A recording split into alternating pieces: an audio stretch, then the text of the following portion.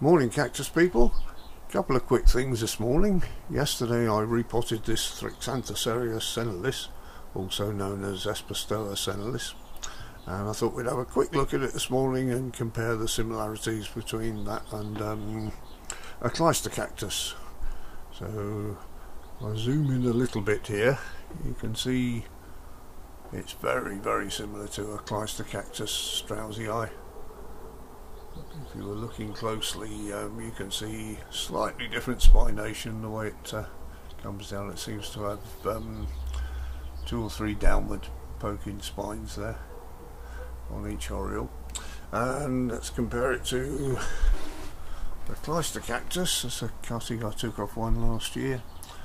And you can see the similarity. If you were looking at one of these in, say, B&Q or something, you would assume that you were looking at a Cleistocactus, and you wouldn't think you'd got a Thrixanthocereus. Now, I say these are also called senilis, and to me they don't look anything like an Espestoa. Here's one here I've put here for reference. This is a very woolly one, and it's not until you have a look under the wool and look at the spination. This is an old one, it's not easy to see. You can see the similarity there, but the main thing is with this one, the flowers are quite small, stumpy and rosette like.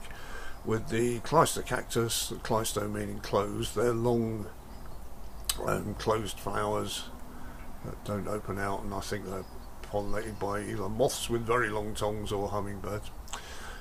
So that's probably where the difference is. That's probably why this is classified under Espestoa. Anyway, that aside, when I repotted it, it was in this pot and it had been in there for too long and it was pot bound. And here's a bit of the root that was stuck to the side. You can see I've got a small hole in the bottom. I normally poke something up through the bottom which catches the bit of crock that I normally put in a pot, and then that pushes it out, but it wasn't having it with this yesterday. So I employed my new cactus weapon, which is this. It's a marvellous, not sure what to call it, spatula maybe. We got it from the cheap shop, I think. Not exactly cheap shop, but the cooking department, and it was absolutely marvellous. I think I've seen these. Anna's showed one on one of her videos a few weeks ago. You put it down the side and it releases the roots from the side of the pot, which is exactly what I bought it for, or what we bought it for, and it did the job. That's the first time I've used it in anger, and it was very effective. The plant came out very easy with that, and I noticed Alan struggling with them and the punchier. These aren't the punchiers obviously, but I also use the oversized tweezers for holding the thing while I was repotting it, which saves a few prickles. And these are also available from cook shops. These are stainless steel. I think they're about £8–10, something like that. So well worth getting hold of some. Anyway, that was my double-edged video today.